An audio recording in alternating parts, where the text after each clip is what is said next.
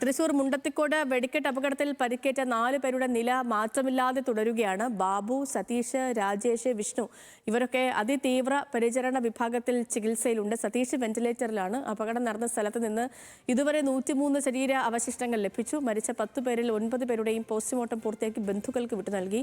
ഒരാളുടെ മൃതദേഹം ഇതുവരെയും തിരിച്ചറിയാൻ കഴിഞ്ഞിട്ടുമില്ല. റഹീം നമുക്കൊപ്പം തുടരുന്നുണ്ട് വിവരങ്ങളുമായിട്ട്.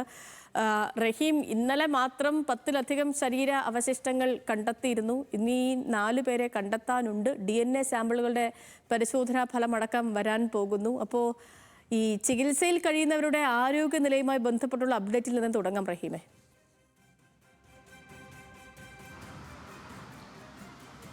സേതു, തൃശ്ശൂർ മുണ്ടത്തിക്കോടുണ്ടായ അപകടത്തിൽ പരിക്കുപറ്റി ചികിത്സയിൽ കഴിയുന്ന, അതായത് പ്രത്യേകിച്ച് നമ്മൾ പറയുകയാണെങ്കിൽ, അതായത് പ്രത്യേക തീവ്ര പരിചരണ വിഭാഗത്തിൽ കഴിയുന്ന 4 പേർ, ബാബു, രാജേഷ്, സതീഷ്, വിഷ്ണു, ഈ 4 പേരുടെയും ആരോഗ്യനിലയിൽ ഇതുവരെയും ആശാവഹമായ ഒരു പുരോഗതിയും ഉണ്ടായിട്ടില്ല എന്നുള്ളത് തന്നെയാണ് വളരെ വേദനപ്പെടുത്തുന്ന കാര്യം. കാരണം ഇവരിപ്പോഴും അതിതീവ്ര പരിചരണത്തെ വിഭാഗത്തിൽ തുടരുന്നു. ഈ ലൈസൻസി ആയിട്ടുള്ള സതീഷ് ഇപ്പോഴും വെന്റിലേറ്ററിലാണ്.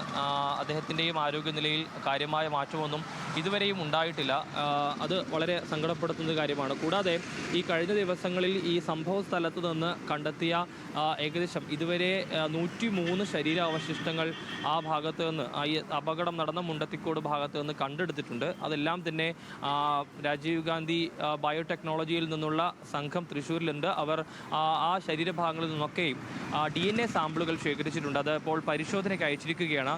അടുത്ത ദിവസങ്ങളിൽ അത് സംബന്ധിച്ചുള്ള പരിശോധനാ ഫലങ്ങൾ പുറത്തു വരും എന്നാണ് നമ്മൾ പ്രതീക്ഷിക്കുന്നത്. കാരണം 3 ദിവസത്തിനുള്ളിൽ തന്നെ, അതായത് സാമ്പിളുകൾ ശേഖരിച്ച് 3 ദിവസത്തിനുള്ളിൽ തന്നെ ഇതിൻ്റെ പരിശോധനാ ഫലം പുറത്തു വരുന്ന രീതിയിലുള്ള ക്രമീകരണങ്ങൾ ഒരുക്കിയിട്ടുണ്ടെന്ന് ജില്ലാ കളക്ടർ ശിഖ ആദ്യം തന്നെ മാധ്യമങ്ങളെ കണ്ടപ്പോൾ വ്യക്തമാക്കിയതാണ്. ഏതായാലും അതിൻ്റെ പരിശോധനാ ഫലം കൂടി പുറത്തു വന്നെങ്കിൽ മാത്രമാണ് ഈ കാണാതായ ആളുകളെ, അല്ലെങ്കിൽ ആ സംഭവ സ്ഥലത്ത് എത്ര ആളുകൾ ഉണ്ടായിരുന്നു എന്ന കാര്യത്തിലേക്ക് ഒരു വ്യക്തത വരികയുള്ളൂ. കാരണം ഈ 103 ശരീരാവശിഷ്ടങ്ങൾ എന്ന് പറയുമ്പോൾ അത് ആരുടെയൊക്കെയാണ് എന്ന് കണ്ടെത്തുന്നതാണ് വലിയ വെല്ലുവിളിയായിട്ട് തുടരുന്നത്.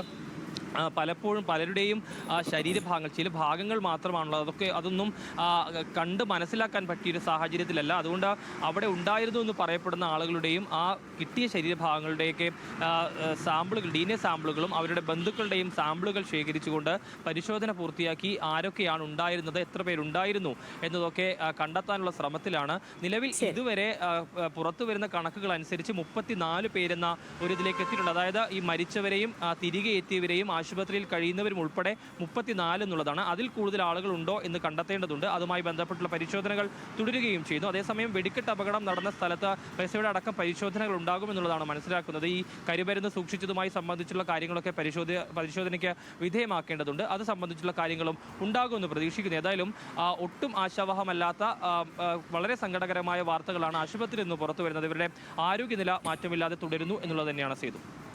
ഓക്കെ റഹീമേ, ശരി.